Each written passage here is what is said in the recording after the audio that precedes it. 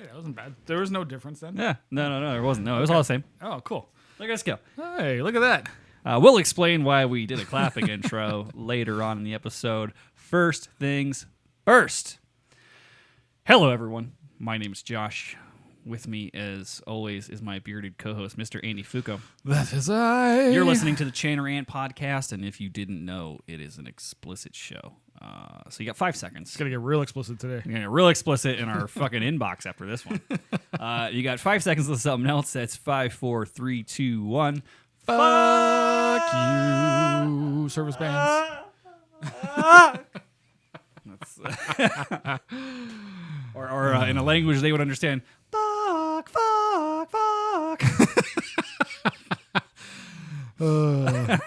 Or let's do fuck drones out of tune. Okay, ready? You start. So you can't help but go I in can't tune. do. Yeah, no. It's you're moving to me too. Yeah. It's so hard to actually do it wrong. It's very hard to get it wrong. You change in harmony. Yeah, it's wild. It's very reminiscent of a conversation we had with Aaron at Flagstaff, where he's talking about easing off your drones to your chanter and like attacking a little more and stuff like that. He's like, yeah, well, if your chanter's a little flat, you're easing off, so your drones come into your chanter, you cut out. Right. You sound like a poopy. Right. Okay.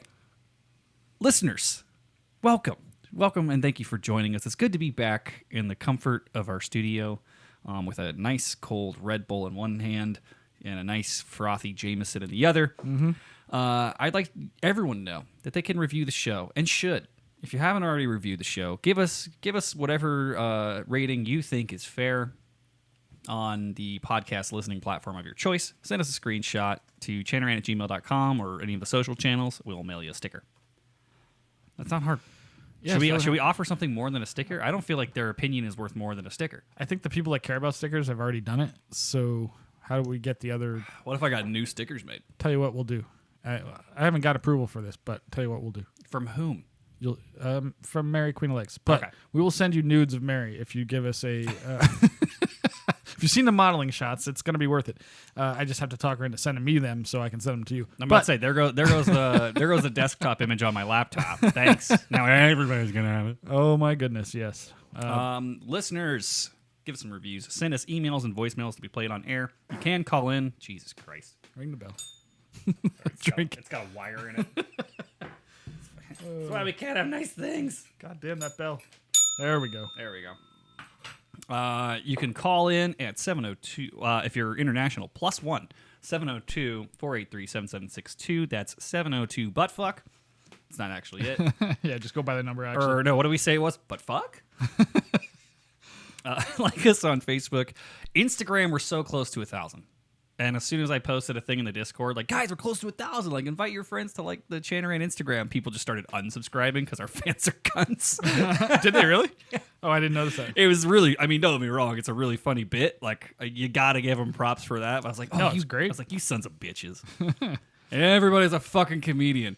Check us out on Twitter. It's all at Chanter. And if you're Australian, you can hit us up on Snapchat, although I don't check that. We probably have 100 nude snaps that we just have not even been checking. If I tell Fusco that it could contain tits because it's Snapchat, he might actually manage that account. I probably would look at it more often, but I know it's going to be Honey Bourbon's tits. You know it's going to be or Uncle Chop's fucking asshole. You're looking at a bunch of Australian balloon knot. Check out the Chanter store at chanterant.com. Become a patron. This episode is brought to you by our lovely patrons, those people who pay $5 a month to support these assholes and keep the 17 lights on that we have. We do have a lot of lights now. We actually look reasonably good with soft lighting. Like the new colors give us a little more skin tone. Well, we're like Northern Irish 8s and American 6s. Oh, you're giving us a lot of credit there, buddy. I'm not so sure about that. You can invite... we have annual membership at Patreon for 10% off, and you get discounts on our sweet, sweet, sweet-ass merch. That's right. You, too, can wear the Chanterant bikini. It turned out good, although I think we need to update it. It needs more flair. I wish they had more color options. We're slightly limited by our dropshipping company, but...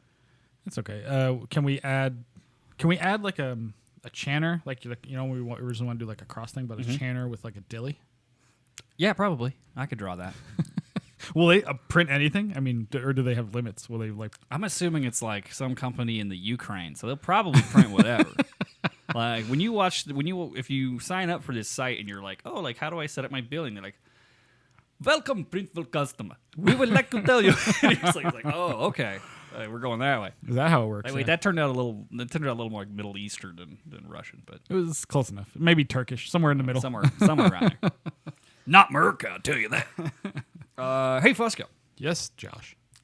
You know what really fucking pisses on my headstone? What's that, Josh? A thing that we've talked about on the show before, and and it's come back up recently due to some events. People who play gigs they're not qualified to play, and not just gigs that are not qualified to play, but usually like very kind of sacred, very public funeral-y type events. Yep. And especially those for fallen service members, like cops, firefighters, medics, those kinds of people. And sending them off to Valhalla with a shitty fucking rendition of a tune. They're spinning in their graves, as the great Joe Brady. Yeah, that kinks my cock. It certainly does. We're gonna get into that and much more. Actually, no. Not You're listening to episode 174 of the Chanter podcast. Stay tuned. We're gonna get through all the commercials, and then we'll come back to something interesting. Brought to you by. You can skip the next 40 seconds. All right, Rab? Yeah. you could just hit that fast forward button. So we didn't record last week, and somehow I'm still behind. I feel like I've edited 17 episodes and I was only behind 4. And we did not. We're I don't know how many we're behind, but we're slowly still catching up. That's okay. It's good to have them in the can. So when a week, because I'm going away in a few weeks for 2 weeks, 2 weekends. And I'll probably do some guest hosts. You're welcome to, but if it'll also allow you to catch up a little bit as well. Yeah, so that'll be nice. I was out of town. I went to Chicago for a wedding. Yep. The old Chicago, where everyone talks like they have Portillo's in their mouth. Yep. Did you see Cobra while you were there? I did not, unfortunately. Did you see Handsome Tony? I did not see Handsome Tony. I was there for 6 days in total in the area. I wasn't in Chicago proper that whole time. Sure. And completely overestimated the amount of free time I would have. Because you think like, oh, I'm going to a wedding and I'm not in it. Like I'm not in the groom's party. Like it's my. Yeah, but was she though? She was. So then she had to go do a bunch of shit. There's where I shot myself in the old foot there, son. And so I had a great time. I'd never been. Well, I went for Christmas, but we never left because it was all still very COVID-y. Right. So we were just in the burbs the whole time. But I went and I was hoping to meet up with some of the Chicago boys. And by the time I did the math, the one day was the day of the wedding. The day of the wedding. We're going old school on this episode. that I had like, oh man, like I got like 4 or 5 hours where I'm not doing anything. Like I'm just gonna be foffing about the city, like sweet. And then I like got cleaned up, left my hotel, looked up some place to get lunch, finished lunch. I was like, all right, like let's find a bar. Let's meet up with some of the boys. And I was like, okay, it's 2:00 now. I gotta be back at the hotel by 4 to get cleaned up and get to the venue by 4:30. I was like, fuck. Like by the time I call somebody and they come out to meet me and hang out with me, they're gonna drive as much time as we have to hang out. Oh right, yeah. And I was just like, that's just cunty. I don't like it. That's their problem. Yeah, I know. I could. I'm sure. And the thing that I know about a lot of the Chicago crew is they're nice enough to where they would have done it anyway. They wouldn't have been like, oh, that's too far out of my way. Fuck you. Which is what you or I would do. Probably, yeah. Yeah, I mean, generally, but I also blew off. Some guy was in town. I forget who it was. One of the guys on the Discord while you were gone. He's like, hey, I'm in town. Let's get a drink. I'm like, yeah, if you come off the strip. I'm not going down there. Fuck that shit. We can just do I don't know what the Chicago's equivalent of the strip is, but maybe there is one. Probably. I mean, we can just do a PSA now. If you come to Vegas, we will hang out with you. If you come to Freedom, come downtown. You need to come downtown. We're gonna hang out with you at cool places. Yes. Not because we're fucking hipsters. I'm not going to the MGM. I promise you that. I'm not more going to Nine Fine Irishmen. More importantly, we're poor. Well, speak for yourself. But that's not really the point. I just don't want to drive down there. I don't want to deal with it. I don't want to deal with the people. It's pure fucking chaos. Yeah, no. Plus, COVID's still a thing. There's that. Still a thing. Has not gone away. Well, and to me, I hate the Strip just because it's an incredible inconvenience to get there. You know what I mean? Like, And then after you go through all that and like you arrive at the destination you're meeting people at an hour later and you're already pissed off, then you get to deal with a bunch of tourists who are all cunts. yeah, don't know how to walk. They're just looky-looing all over the place. You can't get anywhere you want to go. It's just a fucking nightmare. It makes me want to incite violence. Yeah, it's the worst. So I had some friends in town like right after we got back, so I was still like just freaking tired as hell. My friends Kyle and Chelsea from Reno, my Reno friends, they were in town working. Like, oh, like, we're staying at the MGM. Like, you should. I hear Ely's got a good drink. Or I don't know if that's Ely? in the MGM. It's some fucking expensive place because they're on company money. Oh yeah, okay. And I'm just like, how about Frankie's? Like, and they're just like, what's Frankie's? I was like, oh, sweet. So there you go. I got Frankie's Virgins in the house. Right, perfect. They'll love it. Yeah. Everybody loves Frankie's. Everybody's got to do Frankie's at least once. Yep, it's fantastic. But yeah. So no, Chicago was fun, man. Oh, someone crashed a car into our hotel. That was pretty cool. Like while you were there. Yeah. So we were on like the 8th floor, right? We're down in the West Loop. Right. So we get up in the morning because we gotta vacate the premises the day after the wedding. They think there was a bomb in the car or something. No. We just had to check out. Oh. And so I'm like looking out the window, and my girlfriend's like, "Wow, like there's like some fire trucks. There's a couple of, like full size engines, like a ladder truck, and like there's some cops." And I'm like in bed, like still hanging. I'm like, "All right, well, is anybody moving with purpose? Like, is anybody hasty?" She's like, "No, they're just kind of, they're just walking around, they're checking shit, they're shrugging at each other." Like, it could be a jumper. Like, that'd be an appropriate response. Like, no one's in a hurry at that point. And we couldn't figure it out. We cleaned up all our shit, screamed out of the hotel, checked out. And as we're walking, I'll show you the picture later. It literally just a freaking... I don't know how they did it because there's so many barricades. Someone just drove a car through the hotel bar. Like there's those cement poles, you mean? Yeah, there was like cement planters, and I mean it was a Sunday night / Monday morning, so there's nobody in there. It's closed. But yeah, look at this. Oh my god! We're just walking by, like, oh, that's what it's here. Holy for. shit! It's like how I don't know. Literally how they drove did that. through the glass. Literally front. drove through the fucking like glass and steel window. Yeah. I was just laughing. I was like, God damn. So somebody had a Fusco-esque evening. Was that you? No, I'm saying. Oh, the driver. Whoever's in the car. They were having a Fusco. Hey, I'm very lucky. Nothing ever goes wrong for me. Hey, it's better to be lucky than good, man. That's what they say. Speaking of exciting times while I was away, how were your adventures? I know you went out. A friend's birthday? Yeah, it's usual fucking nonsense. It wasn't anything out of the ordinary.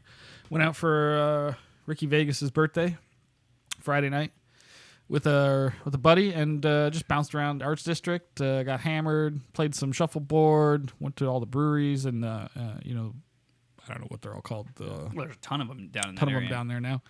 And just wandered around, had some fun. And then Rick and I went out again Saturday night, which I didn't plan on. I was like, dude, I don't know if I can do it. He's like, just meet me for a drink. I gotta go to this bar meet this chick or something. Like, come with me or whatever. I'm like, all right. And then next thing I know, it's like 6 a.m. We're out all fucking night. Sunday was a complete waste. I was like, I slept till 2. I missed everything I was supposed to do.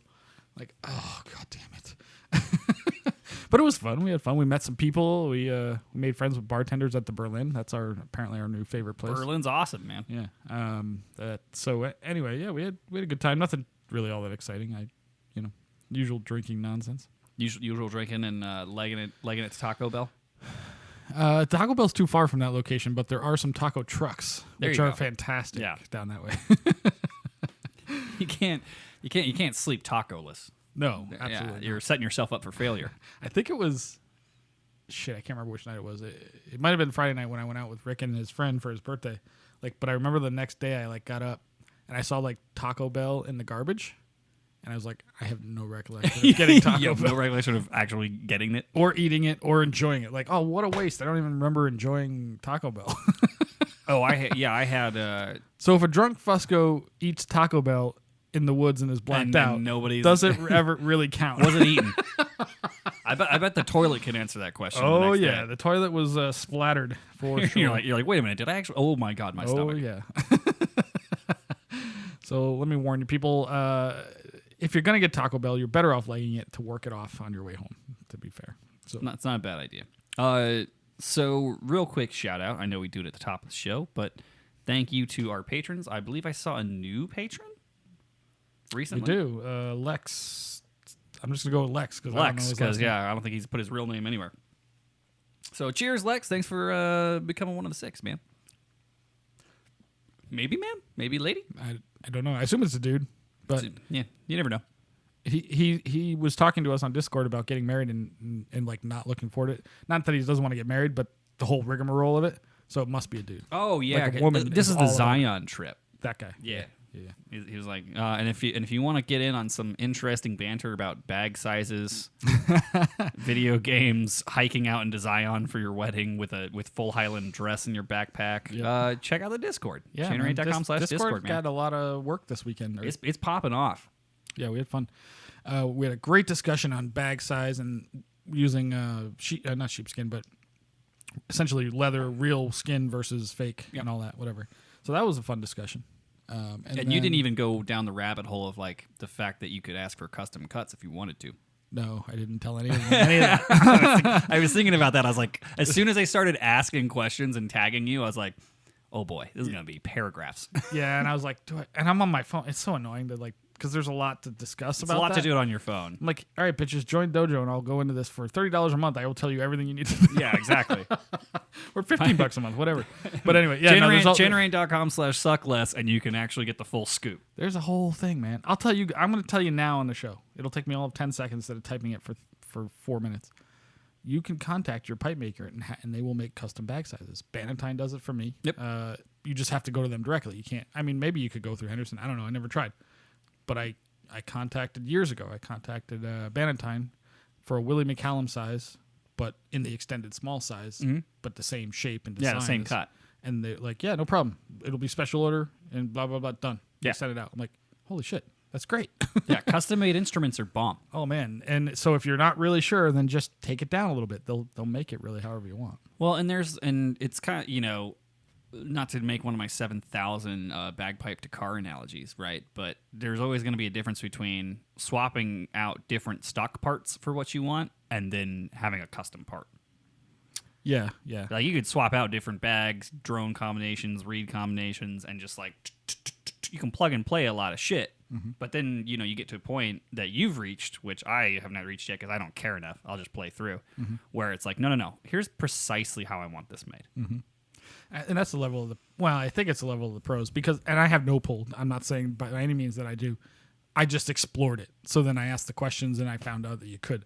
Like, well, and Jack Lee can say like, make my reed like this, Yeah, or like Robert Watt used to tell me this. He would say like, he uses Bruce's reeds, but he used to say like, if I have a bad reed and I have like 2 bad strike-ins and the reed just whistles and it doesn't work, I send it back. They send me a new one. Like I don't even fuck with it. Like I'm like, oh well, that's because you're you. Yeah, exactly. Like I don't know if I could do that. Maybe I could. I don't know, but.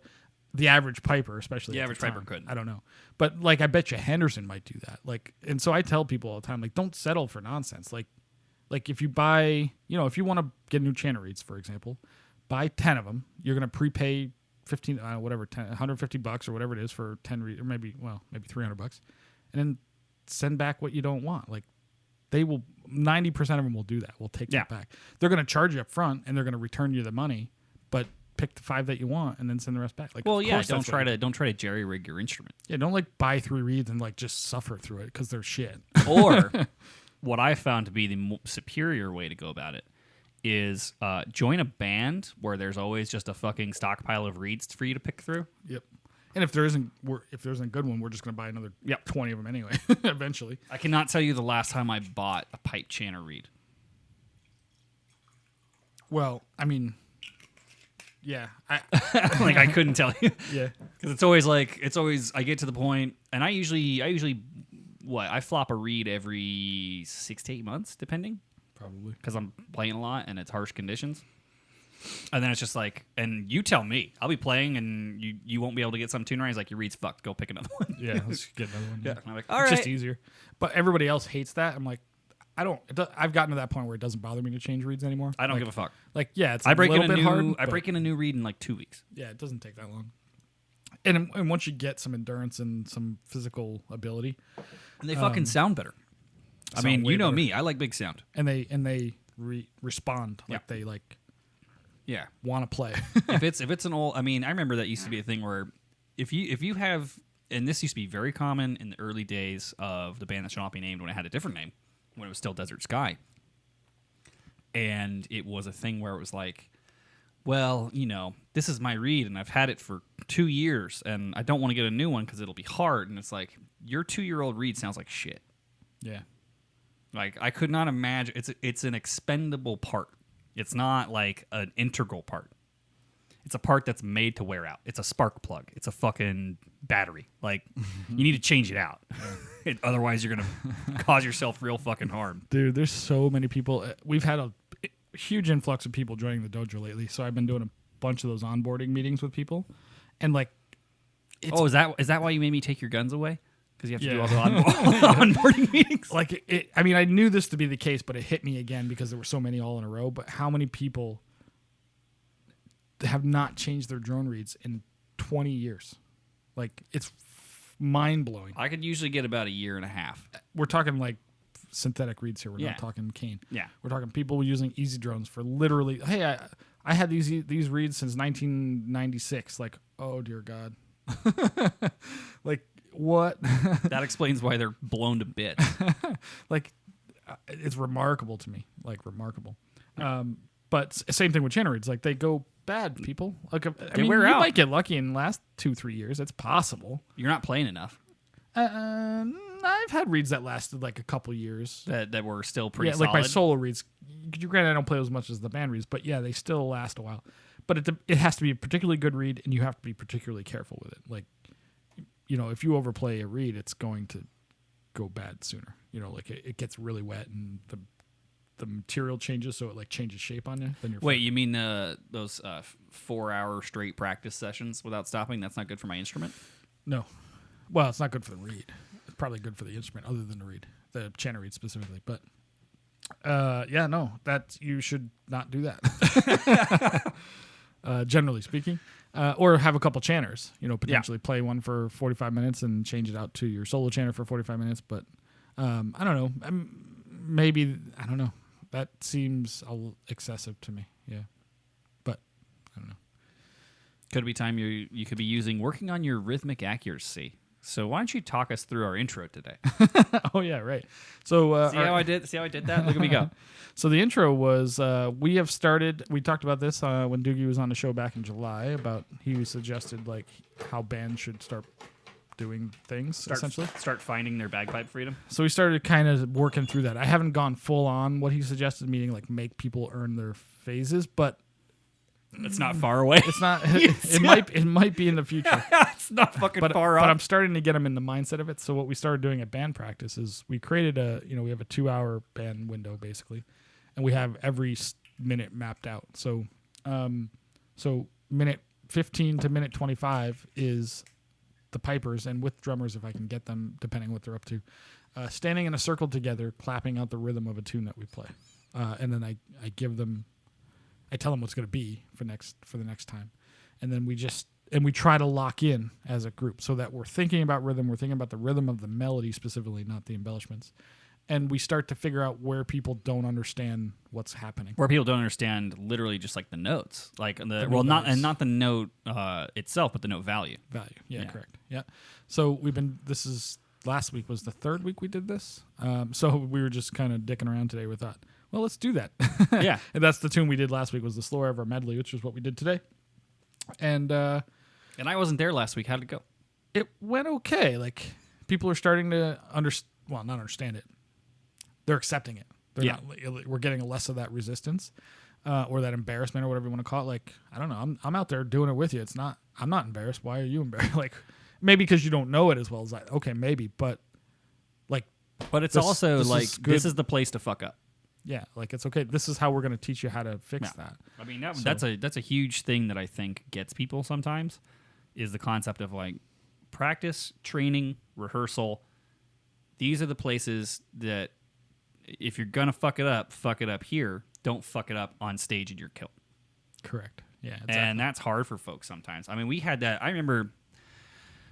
Let's ring it because we're going to talk about service bands later. So let's ring it into some EMS shit, right? Sure. So, like, I noticed this. There's a lot of practical things that you have to like run again. When I was in my EMT training, and you can only do so many people at a time doing it. Right. And instructors will be like, all right, who wants to go next? Or who wants to go first? Or who wants to... And be that motherfucker. Because the kid that sat in the back, because they were too afraid to fuck it up in front of their friends, failed tests. Right. Correct. And I remember being in like high school or maybe even early years of college. By the end of college, I didn't care anymore. But like you're scared to death to do those like stand in front of the class. Yeah, man. Whatever. Yeah, because you're like, oh, man, but... That's the only way out is through. Like, you have to fucking be the first person, hand up in the air. Like, if I'm going to fuck it up, I'm going to fuck it up here. I learned that early. It was super stressful, but I'm like, I'll go first. I just want to not think about it for the entire class. Like, get me out of the way. Not psych yourself out. Yeah, exactly. And like, just get it out of the way. It's so much easier that way. I know it's going to be painful either way, so take the easier road here. And then the other thing that happens is, let's say somebody good goes first because they know they're confident. Now you're going to feel worse. Like, because you're like, oh, that guy just nailed it. Now I'm going to look even worse. Not that the reality is not that, but you feel that way. Well, and the other thing is like instructors across a lot of disciplines, like I can say for myself personally, I would prefer the person who is enthusiastic and is like, no, like let me try it because I want to get good versus the person that I have to like chase down because they're hiding from doing it in front of everyone. And then it's like, no, like trust me, you don't rise to the occasion. Like, you fall to your lowest level of suck. Yeah, yeah. I do that sometimes in dojo classes, too. Like, if somebody's new, I won't do this to them. But if they've been... If I know who they are... They're getting the lay of the land. Yeah, I don't want... But I'm assuming you guys get a decent amount of, like, lurkers. Like, people that just kind of hang in the back. We do.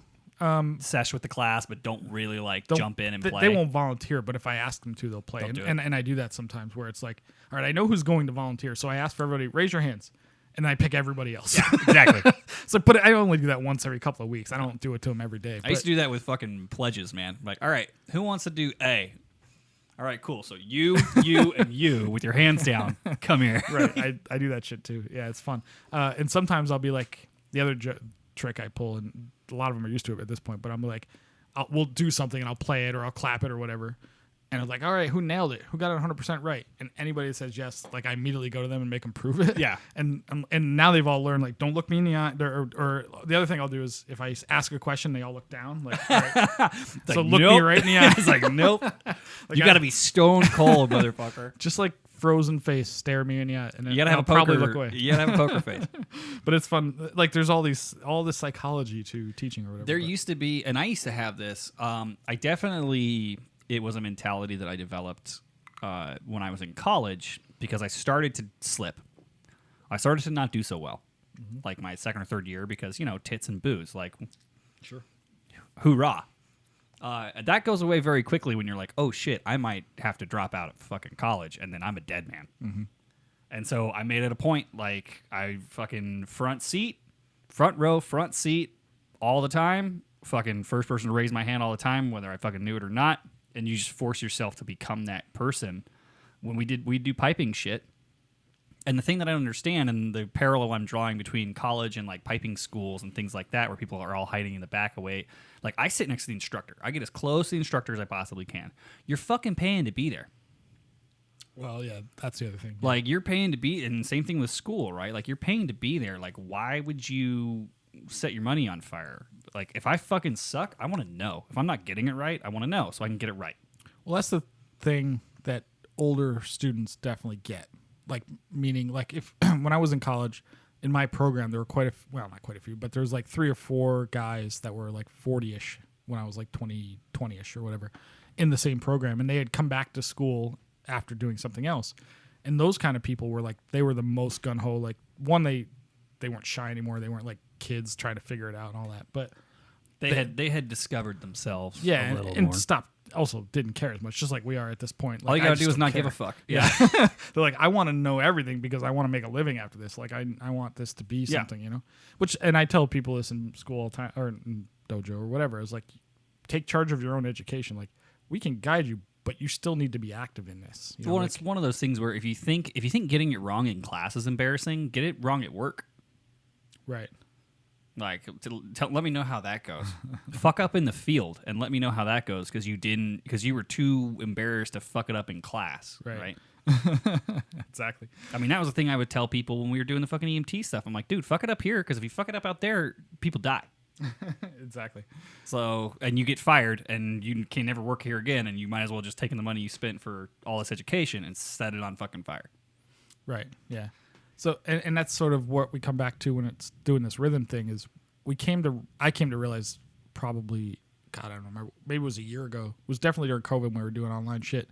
And we were working on the jig, and I remember having some people clap the jig transition out. I remember this thing. I wasn't at my desk. I had muted my video. I was listening while I was doing dishes because I have wireless headphones. Right. And one of the guys, I don't want to call him out, but had zero understanding of what a jig time meant, or 3, 6, 8, and feel and eighth notes, and like he couldn't do it. And I was like, oh my God, he has no idea how to even understand this. Just the values, the note values, and like he couldn't read it, and the difference between the note values in a different time signature within the same tune, essentially. But it's like here's how much pizza everybody gets to eat. Right. It's like I mean, it's obviously it's fractions, but like, oh no, okay, no wonder he can't get this. He has no idea what he's even attempting to do. Which was a light bulb moment to a certain extent. It took a while to like do anything about it, but I'm like, oh, how am I going to go back to the beginning? And now I'm basically just, okay, we're going back to the beginning. We're going to make sure people understand it. It's the easiest. I mean, honestly, it's a shorter path because you and I talked about shorter this. path to the long term. Yeah, because it's longer like, to the short term. We can sit here with the wound festering and people fiddly fucking long, or we can just fix it. Right. Like stop all brakes on, full stop, fix it. Then continue going down the road. Let's understand. And the drummers are doing the same thing, Mike, when we had that whole blow up with the kid. And he was like, give me a month. I need to sort everybody out. People don't understand music theory at all on the drum side. Like 90% of them. Like Mike and Tim, and that's it. Right? Like if I gave them quarter notes, they wouldn't know what to do. Like they'd stare me in the face. I'm like, all right, you got, I'll give it 2 months. I don't care. He's like, I just need a month. Like, it's a highly fixable fucking problem. Like, let's start them all back. Take them all back. I'm fine with it. And I'll do the same thing. Yeah. That's what we're going to do. So it's a highly fixable fucking problem. And like anybody that's like gotten far into their piping career and this is resonating with you, this conversation, we're like, oh shit, like when I look at a new piece of music, I can't sight read very well, or I'm not really sure how it's supposed to go, or I can't look at the music and kind of hear it in my head. That's okay, dude. That's a fixable problem. It doesn't even take very fucking long to fix. Right. Like you could blow through the fucking Bagpipe Freedom intensive. If you were really dedicated, you could probably get through in 6 weeks. No problem. Which one? The Freedom thing. The 5 steps to Bagpipe Freedom on the dojo. How long did you say? 6 weeks. No way. No way? No way. What would you say it'd be like if the minimum, if you're going at it? The minimum is 5 weeks, assuming you passed every week. Yeah, I gave him an extra week. No. Never going to happen. Like some of the best, I would argue, I bet you Andrew would argue 90% of grade 1 players wouldn't be able to get through. 5. Yeah. And there's this disconnect between what is good and bad. So like you might be a grade 1 player because you have very clean embellishments potentially, but your rhythm is shit. Like, but you can still play really clean and play with good tone potentially, or whatever. There's lots of different factors that go into playing at that level, but it doesn't mean you have good rhythm and that you're ever going to win anything by that point. So I don't know what the real numbers. We've never specifically done a study or anything, but like he was like, that guy would never pass phase 5. He says it all the time about this guy joining this guy, whatever, these people, like there's no way. I'm sure I'm lumped in with that crew except for phase 3 probably. So people are shocked. Like everybody hits the wall. Well, a lot of times people hit the wall at phase 2 and then they hit the wall again at phase 4. Like, I'll give you a personal story. I don't think he'll care that I tell you this, but we talked about Angel being back, he's right? in the dojo. So Angel's been doing the dojo. He's been doing private lessons again. We've been working on just freedom phases, like full on, right? He did his first phase 1 submission last week, I listened to it. I was like, it's probably a pass, maybe. It's pretty dang close. I don't know. I don't grade phase ones, but I'll let him decide. And he ended up failing it. And when I saw the reasoning, and he sent to me the results, and I'm like, it's reasonable. Yeah. I mean, you started off good. It kind of got off, and maybe you played the rhythms wrong. I mean, I don't know. I wasn't paying that close attention to your recording, but like, okay, that makes sense. So what happens is when people go to phase one and they immediately fail, almost everybody fails immediately because they overestimate their ability, or they underestimate how perfect we want you to do it. They suddenly like zoom, like the focus becomes ultra. They're like, oh shit, okay, now I know what they're looking for. Now I got to really bear down. Well, and I remember the early stages of what ended up becoming that when we did the Terrible Twos workshop here, and it was that just play a G Grayson on the beat. Can you do it? Yeah. You know, and like 99% of people are just early. Right. Yep. So, and that's a big part of it. When you go from phase one to phase two, it's can you play a G Grayson on a beat? And most people can't. And that's where that first wall hits, and then maybe they struggle for a while. Then they get through that. Some people pass through phase three is not that difficult if you really bear down. You could do it in a week. I've seen a lot of people do it in a week.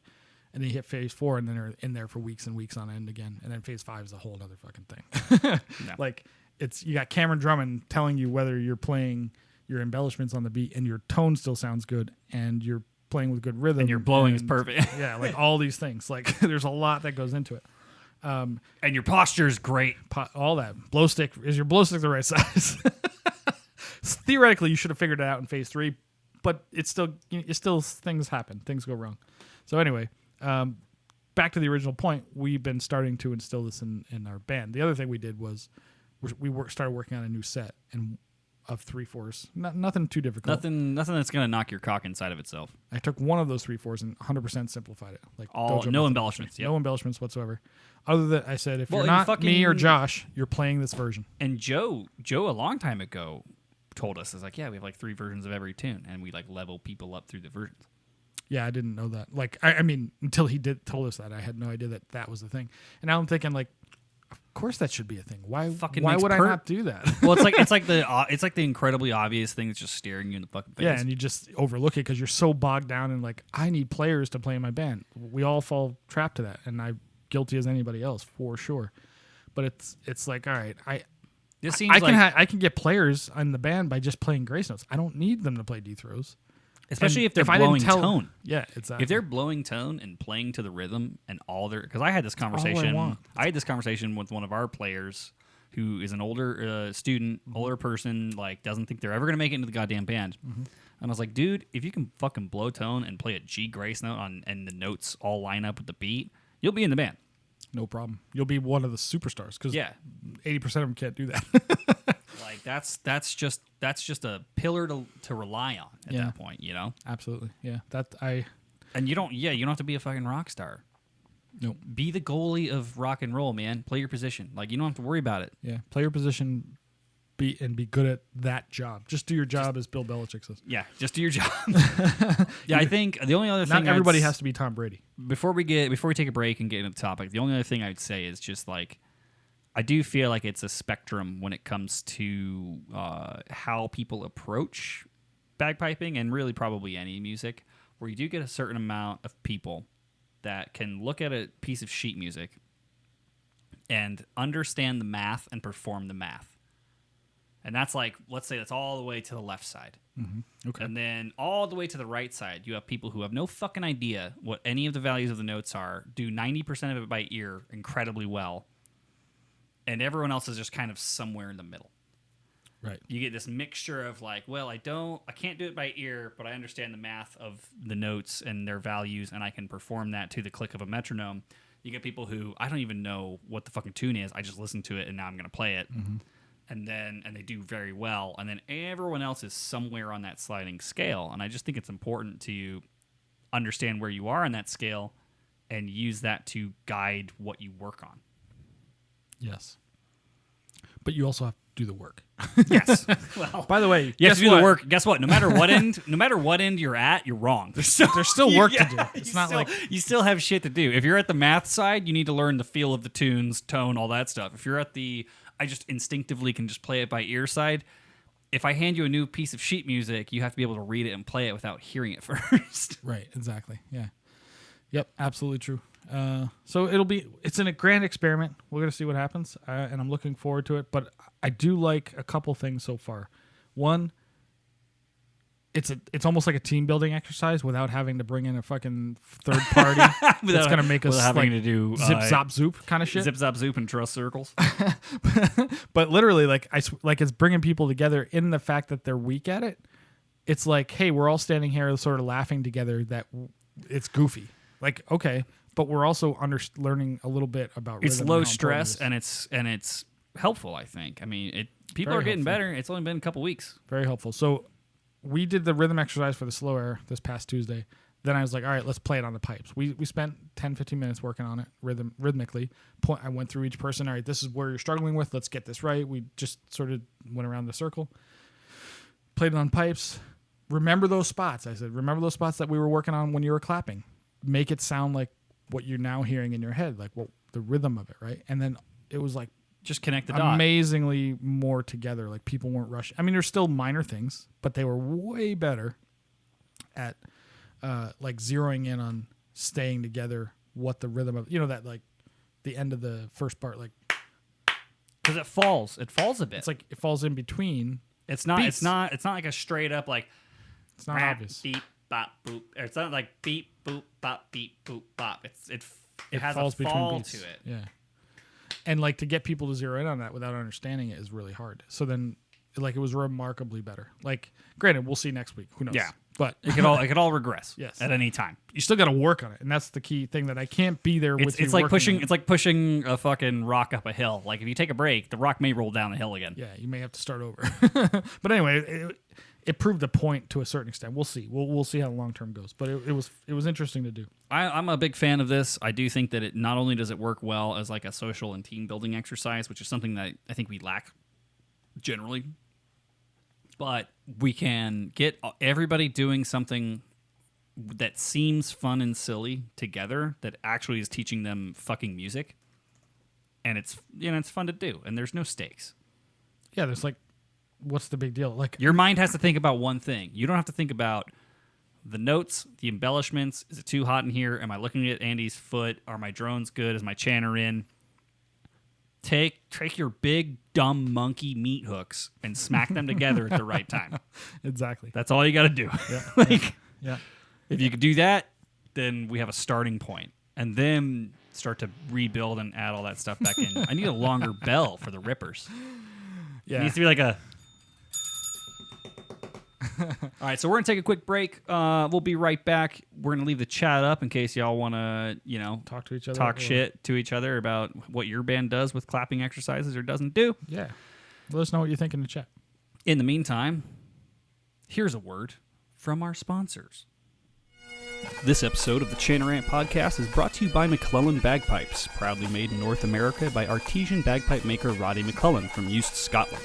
At MacLellan Bagpipes, they don't strive to be the biggest, fastest, or the cheapest. They do, however, meticulously craft a small number of the best-sounding and most beautiful-looking bagpipes in the world since their beginning in 1988. Over the years, MacLellan Bagpipes has established a solid reputation for rich, warm, and stable tone, created with incredible craftsmanship and instruments of heirloom quality and unparalleled beauty. Head to BespokeBagpipes.com to learn more about their innovations like the new Elevation Chanter, which features a lower-pitched richness inspired by the classic top hand of older chanters and sustainable solutions like the Revelation Bagpipe, a Delrin instrument featuring bores lined with a cellulose polymer sleeve giving you the structural benefits of a Delrin instrument while maintaining a refined wood-like sound. Check out MacLellan Bagpipes' diverse line of instruments and learn more about their restoration work on vintage bagpipes by visiting their website at BespokeBagpipes.com. MacLellan Bagpipes, born in Scotland, made in the USA.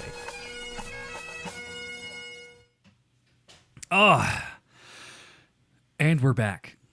Fusco, Hello. we've got so many things to get into So many on things. today's topic of the week. We've got a voicemail, apparently, from do. our good friend John Van Dickface, We do. which, because we're so behind on edits, we're always wondering, like, which ones did we play, which ones have we not played? And we're usually blacked out by the time this comes, so I never remember what happens. Let's knock on wood I'm on that so one. embarrassed by our blackouts that I don't listen to the show anymore. So Well, it's so funny. I've been desperately trying to catch us up, and it's the amount of times where something goes horribly awry, and I'm like, "Well, Fusco, it's your edit," and I'm sitting there editing, and I'm like, "Son of a bitch, Josh, just stick to your word." But you don't write it down, so we don't know actually which one's my edit. Well, and you've also been very busy, so I've been trying to hold up a little bit of weight with you being busy with work. Yeah, I mean that's fair. I appreciate that. But I am always, just throw one my way. I can get them done. I'm not going to throw you this one because this one's going to be easy. But first things first, let's hear from our good friend, Mr. John Van Dickface. Look who it is now, boys. John Van Dickface here. Apologies on the lack of voicemails. I'm only on episode 164, so apologies on that. But speaking of 164, you guys are playing a grade 5 band in here, and I really need to know, is it just that band, or does every American band in the lower grades just play rolls on their drums, like for fucking everything? Because that's all I'm hearing is 5 rolls, 7 rolls, 11 rolls, 13 rolls, like flams every now and again. All I'm hearing is drum rolls. Can you actually fucking play other rudiments, or is it really just drum rolls?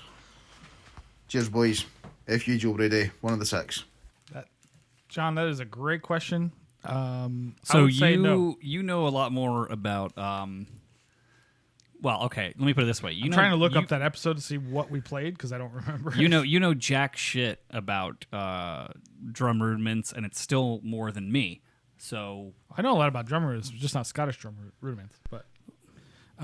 So I'm not sure which clip he's referring to in 64, but he said some grade 5 band. I was thinking maybe he was talking about the the Utah band, but that wasn't that long ago. Yeah, I don't know. Recently. Yeah, I don't know, man. That was pretty recent. I know we play in grade 5.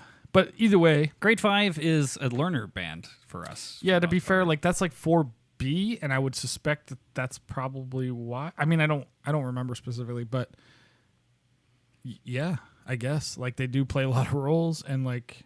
I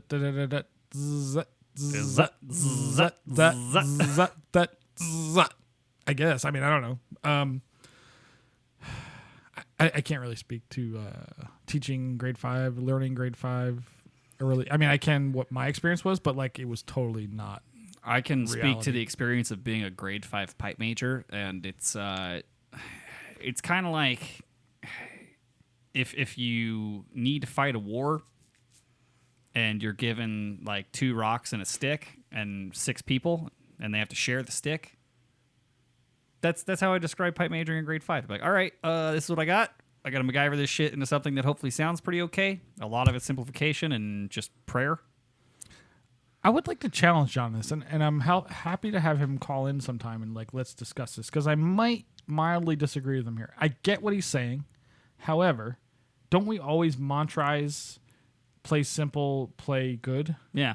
And like if that's simple good is better than hard bad. And I can't say that that's what's happening for rolls and things because rolls are not easy, I don't think, but maybe that's what they're doing and maybe that's okay at grade 5. We might have to check the tape and figure out what the clip was that he's referring to. Yeah. But I'm always down to have John on because he's a hoot and a fucking holler. Yeah, absolutely. But I kind of get what you're saying, but however, like if it was a grade 5 band, I would say take embellishments out of everything, play some goddamn simple music well and try to work on your tone and rhythm, and that's all I want. Like blowing grace notes on the beat. So I just don't know what to. Maybe we should have Ed Best on sometime or somebody of some import that knows anything about drumming besides me. Wait, we can't do it with Fuckface? We could, but you try to get him to show up to practice, let alone come on the show. How about this? I will. But he's got a skewed opinion to shit. I will make him a deal where if he comes on the show and we have Chanter with Fuckface and Chum, I'll stop calling him Fuckface. We'll no longer call him Fuckface. That works. We'll give him a new nickname. That works. He'll be Mikey Two Sticks. I like it. That might work because he wants to come on. He's a big talker, but he's also he's hard to lock down. Get him to do anything. Yeah, he's got 17 kids. He's got a job. He's got a whole thing. Life. He's got a whole thing. He's got a life. He's also very anti-vax and very anti-COVID doesn't exist kind of guy. And now he's got COVID or something. Or he's sick or something. As often happens among people who... But either way. All the people are like, COVID's bullshit. And then they're like, well, I can't come out because I have COVID. It's not funny, but it's kind of funny. It's kind of funny. But yeah, I had I have a friend. I don't know if we talked about this in the show, but it's a friend who cannot be named. But I'll tell you who it is after. And this is like one of those people. Like we went out for their birthday, and it's a dude. I'll give you that much info. And the dude's just like, he's like, once again holding court, educating me on why, like, he doesn't have to get vaccinated because blah blah blah blah. Realistically, he's afraid of needles. That's his big thing. Oh, really? And he's like, yeah, like, I don't have but to he get didn't it. want to. He's I too don't have much to of a get it. man. I don't have to get it because you guys have it, and like, you guys are herd immunity me. Who is this? I'll tell you. One of your friends that hang out here sometimes? I'll tell you, and then I'll tell you after the show, and then fucking sure as shit enough. 3 days after we go on a bar crawl for his birthday party, well, like, he's got COVID. He's sick as he's ever been. We're quarantining. He's fine now. Dude's fine now, which is great. Because I'm like, I don't want anyone to die just because they're an idiot. No, I don't wish bad. It's like when Donald Trump was president, or even when George Bush was president, whatever. Like, I still want the country to succeed. Like, it sucks that Donald Trump's president, but I wish him well. Yeah. Like, if he's right, that would be great. What was the Michael Che thing that I love so much where, like, they were trying to do Weekend Update, and this was, like, right after Trump came out of the hospital. He's like, I mean, I had some more jokes, but I really thought the president was going to die. Jeez. But yeah, so remember when they were shining lights up your butt back in shots. the early days? Get your shots, kids. The Chanter Rant podcast is a firm supporter of not dying for dumb reasons. Yeah. Unless it's like drinking and driving. Unless it's like drinking, fighting a bull, risking a double dip, doing bad cocaine in the bathroom of the fucking Berlin, risking an unwrapped double dip on a Shots tenor drummer, like some of those things. Things that are coming up in Dirtbag Olympics 5. So get your stories in now, people. Get your stories in. chanterate.com/dirtbag. Speaking of dirtbags, Big Rab did his Big Rab Show beer tent event today. It was a monumentally long stream. Holy shit, that was lots of performances, super tight coordination. I cannot give a big enough shout out to the Big Rab Show team. I wish I had a team that wasn't just me, Fusco, and Lucy the dog, because it makes it very hard for her to edit things with her paws. It does. Those things are like, they're like oven mitts. She just knocks some shit over. Pause for effect. No. Exactly. All right, so Fusco. Yes. You have curated, leading into our topic this week, which I've, because of the way my advertising brain works, I've decided our topic is putting the service back in service band. Yes. You've curated some content, and some content's been sent to you as well. I didn't curate this. For the record, for all the people out there that think we're assholes, people send us this shit, and we just play. We are assholes. We are. However, people send us this shit. There's almost nothing we've done in at least a year from the fail of the week perspective that we actually hunted down. No. People send us this shit. And today is a grand culmination of all the things people sent us over the last week or two. And I would just say that we haven't done a fail in a while. We haven't done any of this in a while because nobody's doing anything. They're just starting to do things again. You know? So the fact that we haven't done a fail in a while means like that our fail audience has some serious blue balls. Yeah, they're ready. Like, people are lashing out. They're ready to go. And we're going to release all at once. Oh, yeah. We've got a bunch. I mean, that's all we got today, to be honest. But so we've got quite a few fails. So how do you want to start this? Do you have a first pick? Do you want to give intro at the beginning? Do you want to give intro at the end? Do you want to only talk about the content without like naming names? What's your thought process here, bud? This is 25% your show too. Let's finish with the local drama. Well, yeah, because that's going to lead into the topic. Yeah. Yeah. So let's start with, this was something I was sent by somebody. I guess we shouldn't say who. Well, if it's Joe Brady, you can always say it. One of these is Joe Brady. This is not the one. This is not the one. It's Joe Brady. But this is a fail that was sent to me, or a potential fail. You guys be the judge. Feel free to write in to chanterant@gmail.com or to our Facebook or Patreon. Or whatever. But here is a fire department combined band for some convention or something in the Carolinas. And the reason we're playing this, I'll play at the end. But here it goes.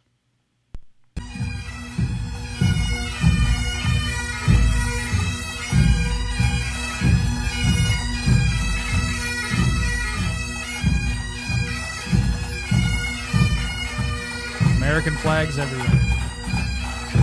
Oh, there's a Texas flag. Oh, look, who's that? Who's that on the snare line? Someone we know? Is that Texas Jeremy? Oh my God, it's Texas Jeremy on the snare line. Holy shit. Oh, so it was Downsy? It was Jeremy Downs. Oh, I love Jeremy Downs. So this is I don't know exactly what's going on here, but it's some convention. I thought it was Vegas when they first sent it to me. They're like, hey, haha, this is Vegas. I'm like, it looks like Vegas, but it turns out it was somewhere else. Texas. It could have been, I was told it was the Carolinas, but I could be wrong. It looked like one of our guys in the front, like one of the city guys. Like, it's hard to tell. They all look alike.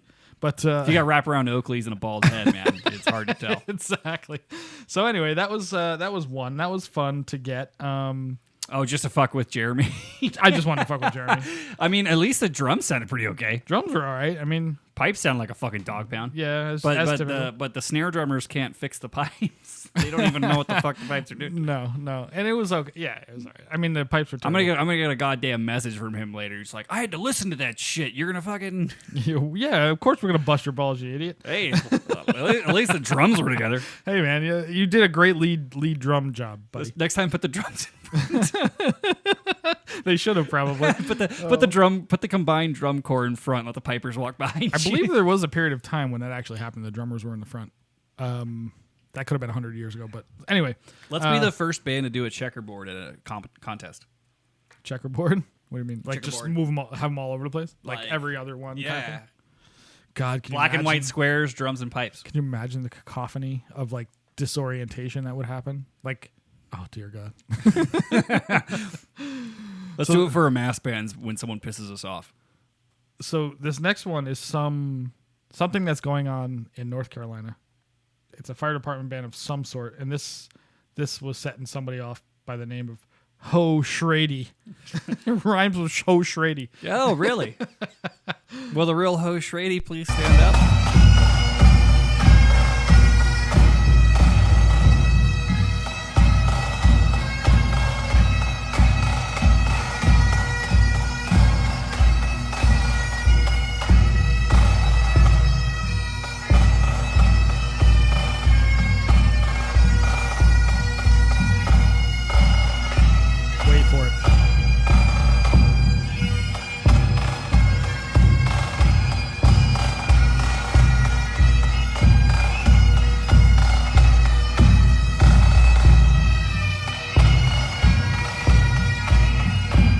Playing match grip, which is, I don't have a problem with that because I play match grip.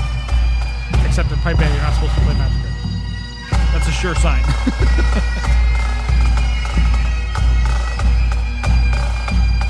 Drummer's actually by no means the worst. Problem. Yeah, no, there's a good amount of jazz bagpiping. So that's the I don't know what group this is. It doesn't really matter. There's a lot of jazz bagpiping there. There's a lot going on. A lot of discordant harmonies. Maybe it's intentional. Maybe they're like the Spyro Gyro of fucking pipe bands. Spyro Gyro. Yeah, I don't know whatever that is. Is that a singular band or is that a massed band? It's one band. Yeah, and that's one band. Yeah, it's 5 pipers, 6 pipers, and a couple drummers. God damn! What were and they they're playing? About to play. Were they playing inside of a fucking trash can? How was it so loud? They were playing in like this giant open room. It's a convention center of some sort. Oh, like Jesus! Stairs and hallways. Yeah, and I thought it was gonna be, maybe it was the Echoes coming back. I thought it was gonna be a masked band, and I was like, oh well, like they don't all play together all the time, like blah blah blah. One fucking band, huh? Nope. And no one bothers to tune the bass drum for one. It's just a goddamn. It's pretty blood and thundery. It's like it's like they're playing in a metal band. Like let's put the head on and just turn it just enough to where if I kick it doesn't go flying in the audience. Fly off. Yeah. It's like that's like a kick drum, people. Like that's not what you do with a marching, or at least a pipe band marching drum. But anyway, and then the pipes. Oh my God. Like, I can't believe. I don't know what tune they were all players. Playing, 1, 2, 3, 4, 5 looks like. God damn, dude, that's insane how loud that was. Yeah, for 5 players all playing different renditions of 2 shitty tunes. Right, 2 American tunes, and they did it horribly. So thank you for insulting everyone in history ever. Well, you managed to insult the services you represent, the country that you are in, the country of origin of your instrument.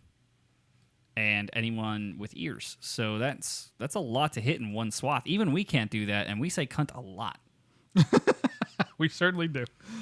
That we do, my friend. So that's rough. That's a rough one, man. Yeah.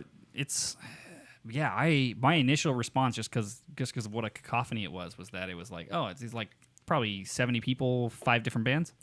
Nope. Hey, look on the bright side. They got big sound. You put 5 pipers in a big room playing different notes. It sounds big. They've got big sound. It's bad sound, but it's big sound. Big equals bad, people. So anyway. Imagine if at that same volume they were playing the same fucking tune. That would be amazing. They were playing God Bless America. What was the other one? What was the other one they played? Some other American tune, whatever it was. So that's rough. I wonder, was there a day in our past when we first started where it'd be like, and I'm sure it probably was, I will admit that, where I'm like, I would have been so like, hey, bagpipes, that's awesome. I would have loved that. Probably back in 2000-ish. Oh, you're talking about you would listen to that? Me and you, whoever, anybody that was brand new. I don't think so though, because we didn't. And this is gonna get snarfy as fuck, right? But we were musicians who played other instruments before we played pipes. True. And so there's the understanding of harmony versus discord, or in this case, I would say the understanding of symphony versus cacophony is kind of inherent because you played another shit, right? Like even if people wouldn't know it, but even playing like metal bands and shit, that's technical. And everything's got to go together. Even if it's just a guitar, a bass, a drum, wailing super hard, super fast, and one guy going like there's a lot that goes into that. True. Yeah, it's not. Well, if you're a punk band, maybe otherwise. But other than that, I'd say the bands I played in probably skewed more towards a punk side. Punk bands are like the service bands of the metal field. I don't think they consider themselves the service bands. No, of the they metal definitely field. don't. They just Their consider lyrics are definitely just not different, about the same thing. Different genre. But I just mean the cacophony of sound that they create. But it's like one of those, nobody bothers to tune their instruments; they're just making noise. It's one of those things where it's like, man, fuck. Like, and here's and this kind of will gently, or maybe very harshly, lead into the topic of the week. I am interested because I know a lot of people who play in service bands, and it very rarely stops me from giving them shit. But I also know like the attention to detail that they use in their jobs. You get a group of people in a profession that, in high stakes, high stress scenarios, have to apply an incredible level of training, analytical detail, and accuracy to their jobs. Cop, fire, EMS, whatever it is. Mm-hmm. So, like, just do that when you're at practice. Just do the same thing. We're about to get to that. So, Fusco, why don't you... The topic of the week came from you. Do you have another clip to play, or do you want to introduce it? Let's introduce it, and then we'll play the clips as we go. Okay. So we're still on the service band thing. We're gonna keep hammering that. Yeah. This is our bread and butter, people. This is why people give us money on Patreon. This is why if my house catches on fire, nobody's going to come. Bill will come, but his brothers won't. Nobody else is going to come. It's going to be Bill with an extinguisher. It'll be Bill, and like he'll call Cahill, and Cahill will be like, "No, fuck Josh. I hate that guy." Cahill will be like, "Let it burn." So anyway, here's where this all started, and it's just a coincidence that all this shit fell on all the same week. So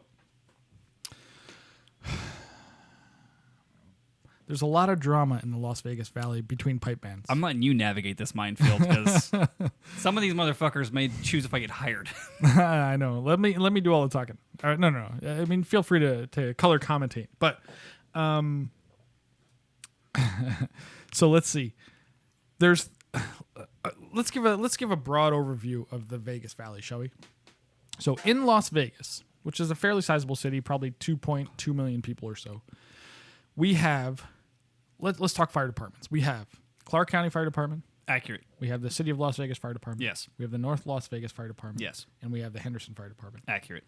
police departments, we have North Las Vegas. All the same spots. Almost. Henderson Fire Department. Yep. And the Metropolitan. I'm sorry, Police. I was saying fire department, police. So North Las Vegas, Henderson, and Metro, which And also sheriffs and county. we don't have sheriffs. Sheriffs are Metro. And no, we don't have Or sheriffs. no, we don't have county. We have sheriffs and HP. We have highway patrol, which Yeah. is state police. Yeah. So, but they all And coordinate marshals. there. Yeah, we're not going to go down that rabbit hole. Marshals saying. and federal courts. There's a lot of cars with fucking sirens on it. Let's put it that way. But the ones that we care about, Metro, not that we don't care, but you know what I mean. Metro, North Las Vegas, Henderson, and state police, right? Which is, so Metro does Greater Las Vegas. Those are the ones you see on TV, basically. So anyway, They're the ones shooting. So we have those departments, right? So we also have in our pipe band world, we have a City of Las Vegas Fire Department pipe band, more or less. Yeah. We have like a guy or two that plays in the Clark County Fire Department. Yep. We have a couple people that play in the North Las Vegas Police band. Accurate. We have a few people play in Henderson Police. Several honor guards as well. And/or Henderson Fire. And then we have a couple guys in Metro, right? Now, the bands they actually have split off into groups. So there's the Emerald Society Police and Fire Pipe Band, which is actually made up of mostly police. There's the City of Las Vegas Fire Department Pipe Band, and then there's us, Las Vegas Pipe Band. That's also the Emerald Society Pipe Band takes civilians. They do. They're not just police. Their charter is to be open to everything. Yeah. But they started as a police band. Yeah. And they were actually started, Bill informed me of this recently, that I forgot about this. No, he just told me the history of their band. That they started because there was remember those two cops that got killed in the pizza joint 7 years ago or so? Like, when that funeral happened, that brought everybody together. Yeah. So which is great. Like, I mean, it's terrible those guys died, but like it brought those guys into making this thing happen, right? So, which is fine. So there's basically 3 major groups in town with people who have associations with other departments, but they all sort of form under one group or another. And with the band that shall not be named, we kind of waffle back and forth between like professional, amicable, friendly, and hostile relationships with most of these groups. Through the years, on and off, yes. It just changes. It's been hostile for a while. It changes with the seasons. Yeah, it does. And this is where this all goes. So that's a little bit of a background. So we have been the enemy for years now, mostly because of me, a little bit because of you, but mostly because of me, in the sense that years ago, we tried to bring everybody together. Like, we remember when we changed our sets to try to accommodate the fire department band, because that's what they used to play at their Colorado. Well, because we had a couple events that we were collabing on. We would collab on like 9/11, a couple different things, whatever. What was the other thing? Like, it wasn't St. Patrick's Day, but it was something around there. Anyway, a couple different things. So we added like tune store sets because they would play, for example, Green Hills Battles Over Balmoral. We used to just play Green Hills Battles Over. Yep. We added Balmoral because we wanted to be able to play with them. It's like, all right, we're people that are highly interested in learning music, so we'll take on the brunt of adding music to our sets. Because it's not gonna fuck us up. It's not gonna. Yeah, it's probably not gonna be a problem. No. So we did all that, and then like eventually, like I started wanting to have standards.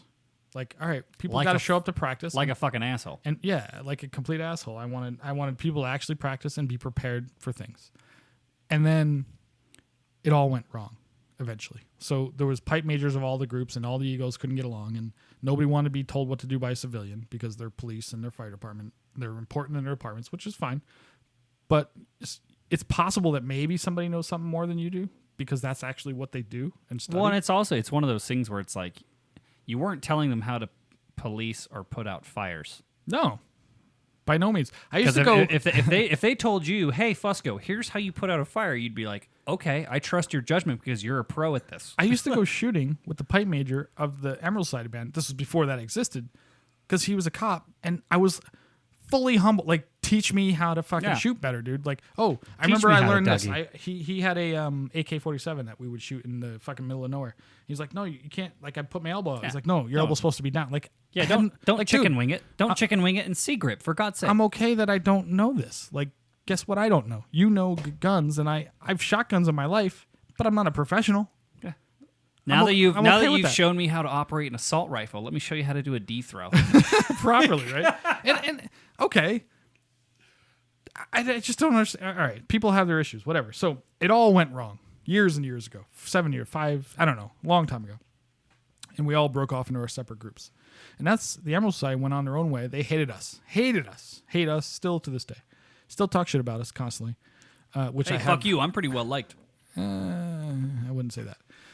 But I mean, some people, dude, this is so much stuff that go into this. Stick to the script. So then there's the City of Fire Department guys, which was the original group we tried to connect with back in the day. And they decided they didn't really want to be part of the Emerald Society. They want to do their own thing. And then there's us, the civilians, the dickheads. So this, a couple weeks ago, 2-3 weeks ago now, a state trooper, Nevada Highway Patrol, whatever, state police officer died. He was killed in the line of duty. Yeah, he was hit by a car, by a criminal trying to get away, essentially. And he lived for a couple days, but then eventually passed away. And then they had this funeral. And so what happened was a whole city turned out for this procession. Well, just like any of these, I've done these in the past. Absolutely huge. We've participated in these in the past, back when we weren't the enemy, and it's like huge. Like they make a big deal of it, just like any city, I'm sure. So, so what happened was the week before this all happened, I start getting notifications from. I have people on the inn, and I know some people around the town, and I'm just always aware of things. We still keep in contact with a ton of people. I still have friends with you. Like, some guys hate me, but some guys are still friendly with me, and they still send me gigs, and they still send me, hey, I can't. Will you do this funeral? I'm not comfortable doing it, blah, blah, blah. Some of the people in these groups are just bros. Yeah, but also they're aware that, like, they know their limitations. Like, I shouldn't do this funeral. I'm going to send it to you. Yeah. Okay, great. Perfect. I love those guys. Granted, it gives me more business, but also you know your limitations, which is a big part of what we're about to get into. So anyway, this guy passes away. It's unfortunate. A week before the funeral, this is what I find out. The Emerald Society, which is tied to the Metro Police Department, is in charge of the honor guard for this funeral. And the Emerald Society is going to play.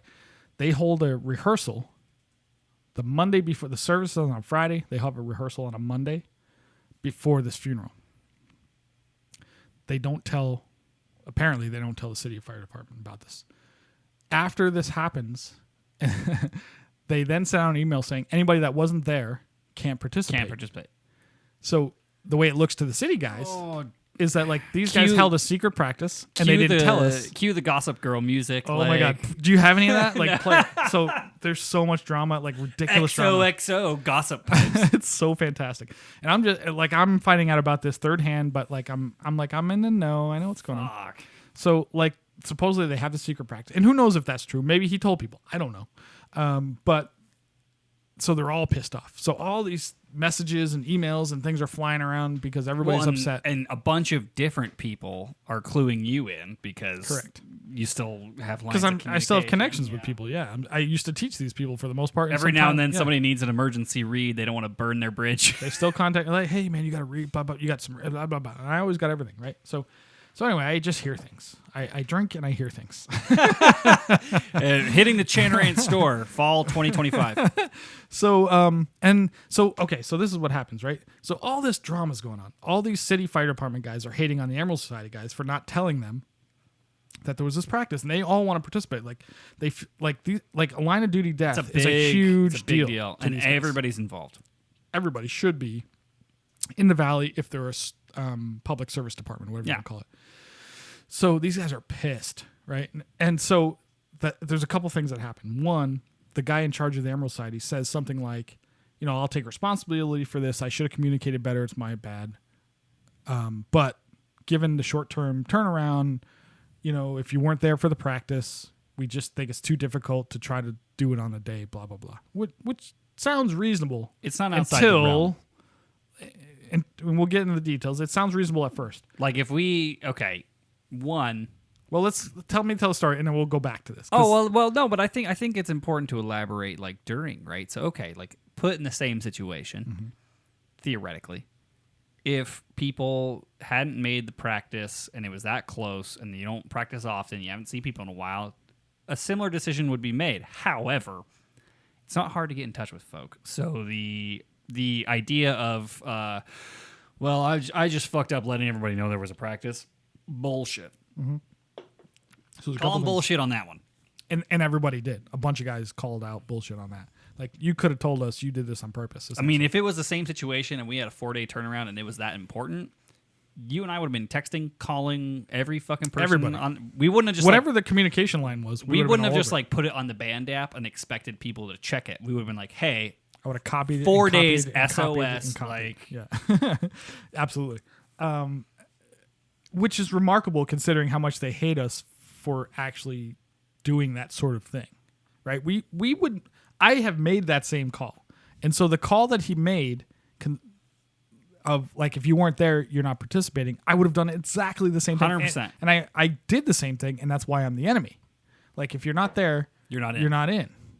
Oh, and some guys had to work. Okay, so you do the next one. It's okay. I get it, but like, you're not entitled to Motherfucker. do it just because you work for the department. Motherfucker, we used to fucking go to people individually when they couldn't make stuff. When it was important, Dude, I I would make fucking I would make so many efforts. I would have people over my house. I'll tune you. Come over to my house. I will tune you. We'll be ready for the next one. shit. I'd go I did it across the all the street. time. I'd go across the street when Bill was working, and he'd text me. He'd be like, "Hey, are you home?" I'm like, "Yeah." And he'd be like, "Can you come like help me with this thing real quick?" I was like, "Yeah, I'm across the street." Yeah, but I'm talking 10 years ago, way before that. We used to like go out of our way to include these guys.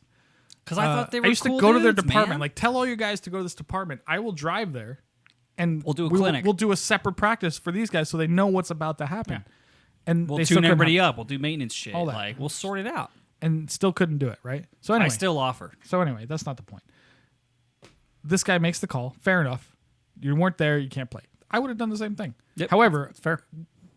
did he do it on secret? I don't know. Like, if he did, that's shitty, but I don't know. So anyway, service goes down, right? And this is where it gets interesting, and we're going to play the first clip. It gets so hairy. They play twice. I'll play the first clip first. The first thing they do is, so they play as the coffin's entering. Okay. So here's the first clip. Oh man, they're getting on blast today. I'm gonna get some angry emails. Oh, we're getting all kinds of angry news. Here we go. Now, this is on TV. This is local news everywhere. Do you mean to punch it on my end or? No, they're walking in, so it's going to get louder. They're coming around the corner.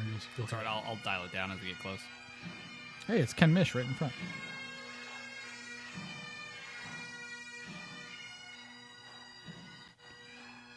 Out of step. Cool.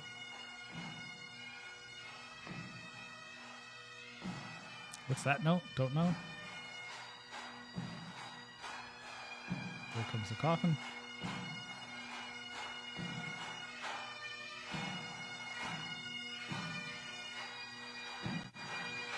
Oh, good harmonies.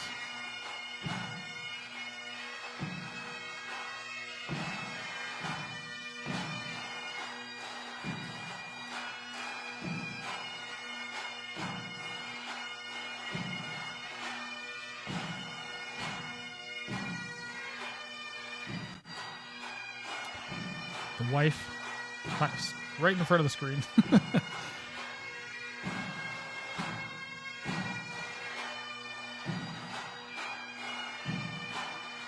Okay, so we don't need to hear the whole thing. So one, Unfortunate. it's unfortunate. It's not the worst thing by any means I've ever heard. So Not even as bad as some of the failed clips no, that not we at all. played right Not at before. all. No, I mean, there's some people definitely playing wrong notes and B's are wildly out or something. I don't know what's going on there, but I think it's mostly notes. I think Like- it is too. However, what did they just play? That was the 3/4 set, so it was retreat marches. Green Hills Battle's Over. What shit did they play that anybody wouldn't know that they're all prepared for? The sets that so the message that went out was we trying to get people in on arrangements that they did not practice would be too difficult to do on the day. So you couldn't show up on the day and play mass band tunes. Correct. That was the message. What? That's They just Fairly- played Green Hills Battle's Over. fairly sus. I imagine they're going to Balmoral after that. I don't know. I didn't listen to the whole thing. And then I'm assuming an Amazing Grace. Oh, we're getting to Amazing Grace. Yes. And Amazing Grace. That was the two things that I heard So on 4 the tunes. 3 hours of the news. 4 tunes that every swinging dick in the world knows Pat. Should know, theoretically. And it's possible that they don't. And maybe this pipe major knows that they don't know. However, and this is where things go haywire for me, is everybody's at fault. And I'll tell you why. You're going to get me blackballed. Dude. You're going to get me blackballed from careers. City of Las Vegas is not involved in this, so you're okay. So here's where this goes wrong for me. So many ways. But one, okay. You didn't play anything that nobody should be prepared for, right? So you played the same shit that you guys have played since we were in the band 10 years ago. You've played the same shit you've played. We prepped this shit 10 years ago. You've played the same shit that you played since you first picked up a bagpipe. Correct. Green Hills and Battle's over. Maybe Balmoral. I don't know. Balmoral's a mass band. Who cares?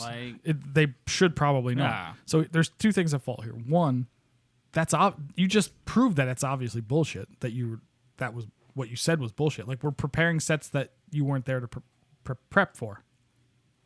And the sets were mass band 3/4. No, right. No. It's like, yeah, no. Everybody knows those. Two, let's look at the other guys at fault. If you guys just practiced on the regular, you wouldn't have to practice for this session. Meaning, the only time these bands get together to rehearse, if you will, is when they're preparing for something like this. And that's goddamn shameful to me. Like, you should be prepping every week. Maybe, all right, let's give you benefit of the doubt. Every 2 weeks, in case, not even case, the next time this happens. Because it's going to happen. We're a major fucking city. Everybody Police and fire are going to die on active duty. You should be prepping. It's goddamn shame. This is why we're the enemy, because we actually prepare. Like, I'm not a fire guy. I'm not a police department. I've never been in the military. But these guys deserve to have something good at the end. When the family deserves something good. The whatever family it is, deserves something. I'm like not whatever you believe, right? That's the biggest thing. I mean, service. This guy gave his fucking life trying to stop a criminal. What's the word? I'm totally drawing a blank. Well, he was a criminal, but the really bad kind. Not misdemeanor. Felony. He had stolen a car, he'd robbed a bank or some shit, whatever it was, and he was driving a getaway car, and they were trying to stop him on the highway, and the guy ran over this fucking cop trying to stop him, right? Like, that's as bad as it gets, essentially, right? That's, I mean, what the fuck are you guys doing that, like, this is, and when you hear Amazing Grace, like, this isn't that bad, but it just points out the point, like, all right, city guys, be prepared in case this happens, because they're gonna call on you. Just have a fucking practice every 2 weeks. Well, here's like, what are you doing? Because I can see for a rare moment you actually give a shit. I absolutely give a shit. And so one of the things I want to talk about here is it really is preparation, right? I mean, because you mentioned at the beginning of that bit that you went on that, like, yeah, you're not a fire guy or a police guy, but you respect the fucking danger these people put themselves in. Of course. And you respect the sacrifice of these people. Of course. If somebody called you, if someone died tonight and called you tomorrow to play a gig in 2 days, you'd be there. You'd be there. You'd be ready to do it. You'd knock it. I mean, it's the same thing that I'd be prepared, because it's the same thing that, like, the wake guys do, right? Correct. Like, because their whole thing's for our fallen. You know, that's their mission. And they're like, in my opinion, they're the gold standard of service. In the U.S. for sure, and 100%. Probably elsewhere, but I don't know.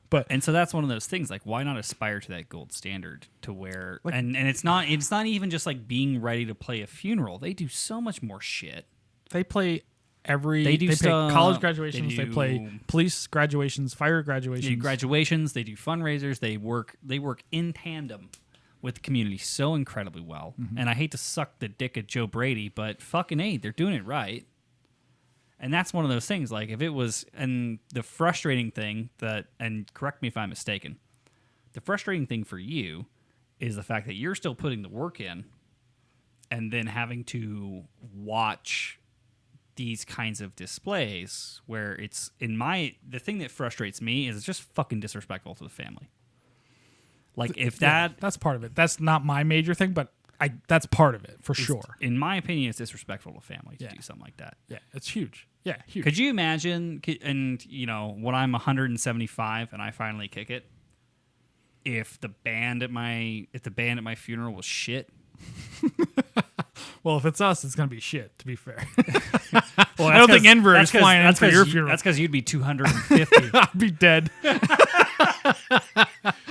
But it's one of those things where it's like, man, like, and I don't know. I don't understand the psychology here, because it's obviously people who we have not been able to get along with at a basic scale, aside from like going out and getting bevs. Because I try constantly. You know me. I'm fucking. What's the phrase that people use on the show when Josh gets political, and it's just like, oh, like no, like everybody's fine. Like we'll all get along. We'll all do well together. That's one of the traps that you fall in, but it's also just like, dude, like, what are you doing?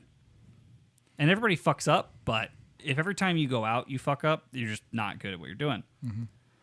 And what would you do in that scenario? Like, if you were playing like shit for some reason, like you were ill, your pipes were cracked, whatever, and someone offered you that gig, what would you do? I would say no. I would refer it to somebody. You'd refer it to someone else. Absolutely. I've done that. I've had times where I'm like, if I do this, especially when it's a celebration of life, where it's like someone passed away, like, yeah, you don't want to fuck that up. If you fuck up a wedding, everyone's gonna get drunk after anyway. It may not be the end of the world, but this is different. It just hits different, and I don't think that the gravity's respected. It's not, and that's what bothers me about it, and that's why we're assholes. But. Well, we're assholes for a lot of reasons. But it's not only the gravity of it. Oh, we're assholes because we're alcoholics, because we think we're better than everyone else. Well, we are. But we're alcoholics and we're better than everybody else. But no, the gravity is for real. The family matters, and your ego is inconsequential in this situation. And when we get to the amazing great thing, this is exactly my point. Well, that's my question. Like, what's more important? So let's say that I offer you the same gig. What's more important? Is what's more important being on TV or delivering a respectful service to a fallen person? Like, it should be delivering a respectful service, right? Because I've played 1,000 services for Marines, fucking Marines, everything. Fire, police, civilians, everything. And the biggest thing for me is always like, I don't give a fuck if there's a camera on me. I'm not playing for the camera. Right. I'm playing for the person crying that's about to get a fucking flag. Correct. Right. Exactly. And so don't dick it up. No, come on. I don't want to like go too far over the whole virtue signaling thing. Like, I get that we all have our own reasons to do things, right? There's always some level of ego that says, I can handle this. But there's also the level of like know yourself a little bit and like, all right, I might be overshooting this one a little bit. Like, what was the one that we went off on years ago? Like, was it the McCain Piper? Was it that one? Oh, yeah. That's a great example. Like, and that was like as front and center as it could be. Like, just give that one up, man. There's a million guys in Arizona. If you're gonna shit your pants the whole time, there's a million. Give it up. Not even a million. There's 10 or 15 zillion times better players in Arizona alone that would probably take that gig, no problem. Yep. Now, but would you have shit your pants at that gig? Would I have fallen apart like he did, or would I literally shit my pants? No, I would have been shitting myself, but I wouldn't have fallen apart. Yeah, correct. Yeah, I'm sure I would have been nervous, but it would still happen because I would have been prepared. What do we always say? If you don't rise to the occasion. Right. Let's talk a couple other cliches. If you fail to prepare, you prepare to fail, or whatever. Goddamn, whatever cliche you want to say. And if you miss the Green Hills practice, you don't get to go play. But here's the thing, guys. Practice every week or every 2 weeks, and you have 4 sets: Green Hills, Scott and the Brave, Amazing Grace, and whatever, Going Home. That's probably the most popular fire department sets of all time, probably, right? In the entire country. Prepare for that, because you know it's coming. Like, and instead of scrambling a week before, like, that's what drives me fucking bananas. It's like, You guys are waiting to the last minute, and none of you have touched your pipes in a month or more. Or probably 6 months to a year. Like, you can tell that because when you hear people play solo, you can't hide anymore, bro. Like, so... It's really just unfortunate. Honestly, the only victims here are, one, the general cultural perception of bagpiping, which these are the kinds of things that... Well, that's the other thing. That's my 51% versus my 49%. Like, yeah, 49% is like the family, this wife is about to get a flag, and the mother or whatever it is. 51% is the perception of piping is you were just on the news twice, and now everybody thinks piping is that. Sounds like shit. And now when they come to me and they're like, there's a couple things like maybe I don't want bagpipes. can you play if you think I'm sexy on the bagpipes for my wedding? Like, no, I can't. I won't. Not that I can't. I won't. I've had a few of those where it's like, it's not that I can't do it. I'm just not going to. Like, I'm not going to do that. Like, it's Just funny, unfortunate. but I don't take my profession as a joke. I have a third possibility that just being political Josh that I will levy. It could be, and this is a fucking moonshot. Oh boy. It could be that the intensity, reverence, and internal kind of sadness that these people were experiencing on the day of that kind of an event caused poor performance. That's possible. Sure. That's possible. It's a moonshot. It's like a 3% chance. I disagree, but it's possible. I just want to make sure that that's out there in the lexicon Sure. because it's one of those things where it's like, that could be it. Could be it. But again, if you're always prepared, that will never be the case. Guarantee you, Eric Rigler never has that problem. Or wherever the president's piper is. Which, So now that we've created 7,000 more enemies. oh, we've got a lot of enemies now. But let's do you go to wanna the take the next. show? Let's go to the next clip. So Fuck, we have another. It's Oh, not the yeah. same thing, is it? it's the same group, and it's Amazing Grace. Trust me, this needs to be said, and gonna we're gonna get- make a lot of enemies. So So I'm gonna get canceled. So there's two things I want to say before this. One, I thought about this, and I haven't reached out to him yet, but it crossed my mind to reach out to the pipe major of the Emerald Society and be like, "Hey, man, I heard all this shit happen. I hear you're essentially the most hated person in the valley, piper in the valley now. Congratulations, you took over for me." By the way, he was responsible for everybody hating me, even though I taught him back in the day. Like, Not hey, ver- man, not like, we well were enough, pretty, we were apparently. pretty good friends. Like him and I, we had a great time together. Like, I remember we used to. very good. And then all of a sudden, it all turned. I played with this dude, and we had a great time, and he was a cool dude. Very much so. Very much so. And then it all turned, and I don't remember exactly what the exact moment was.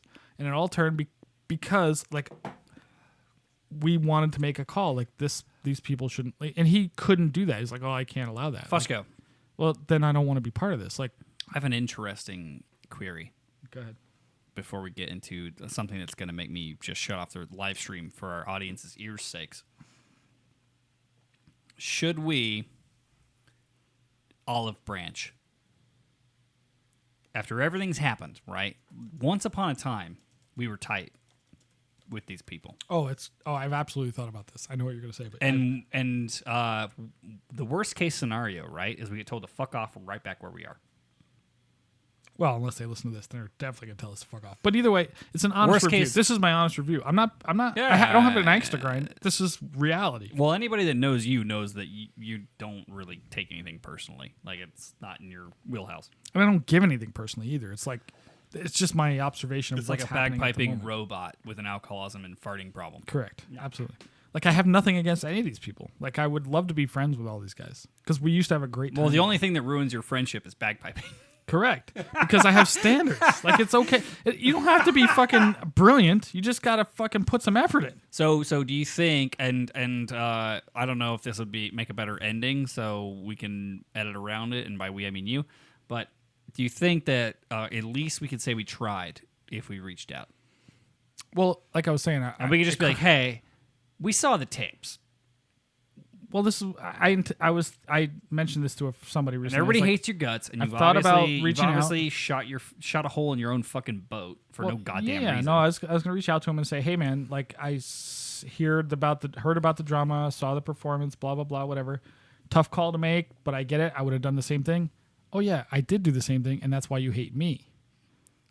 I Duh. think like, guess that what, bro? Like, but if you and I thought, like, if you ever want to talk about it, now we're in the same boat. Like, Now That's he's a the good move. You know, like, and I'm okay. Like, I don't dislike this person. I don't hate him. There's guys in that band that annoy the shit out of me, but I don't hate this guy. There's in people particular. in your own band that annoy the shit out of you. Well, that's Yeah, true. Like people in general, but so here a couple other things. Updates. One, it's been floated by me. Let's put it by that. Like that the other group, the city guys, are so upset with these guys that they want to bring us in on 9/11 just to stick a thorn in the side of the Emerald Society and not bring them in on 9/11. I would just rather do it so it sounds good because this year's 20 years anniversary of 9/11, and this was floated by me. I'm like, and there should be some fucking reverence. we haven't been included in 9/11 in 10 years. There should probably. be some reverence, and it should be commemorated with music that doesn't sound like a dog pound on fire. Or at least let's make our best effort to not do that, right? It And wouldn't let's be bring in some hard. people that actually maybe have a clue on how to. However, when you have people that don't prepare, there's almost nothing you can do. Oh, Right. we'll make it prepare. You can't. They're not going to listen to us. And 9/11 is what, 3 weeks away? And I'm not going to be there. I'm out of town. It's on you. Good luck. Good luck having me whip into shape all the people who I may work for. Right, exactly. However, I told this guy, hey man, like I'm fully open to this idea. Like I don't hate anybody. Like I would love for everybody to come together. However, I still have standards. Like that's not going to change. I'm rubbing off on you too hard, man. No, it's not This that. is the I've always same- been this way. This is the same kind of shit when I talk about like, working with the different games people and all this bullshit. It's like, yeah, like No, it's different. I'm dispassionate about you being an asshole. I just want overall the quality to be better. I absolutely. I do want the quality to be better. My standards are not going to change just because I want to be friends with you or friendly. Like I did that 12 years ago. Like let's all come together and form this, like, it wasn't like a separate entity. It's just like, all right, the city guys and the police guys and the Desert Sky guys are all going to come together when need be.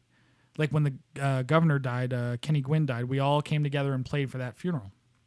That was good- previous to good everybody gig. hating each other, Yeah. right? It was not too long after that it fell apart. But like we can all work together. I remember that gig. Native Nevadan, so Gwynny was always a big figure. Huge I got for a long time. to shake Harry Reid's hand. It was a weak ass handshake. No, a huge, big time name in Nevada politics for a long time. But like that was a big deal. Like Metro was in charge. We were just there to support. It used to be. I a just much stood there and did more- what I was told. It used to be a much more collaborative relationship. I think It that's used what to we're be. getting at. It used to be. I think that we need all of the pipe majors and players of the disparate service and civilian pipe bands to go to couples therapy together. What about this? It's never going to happen. What about this?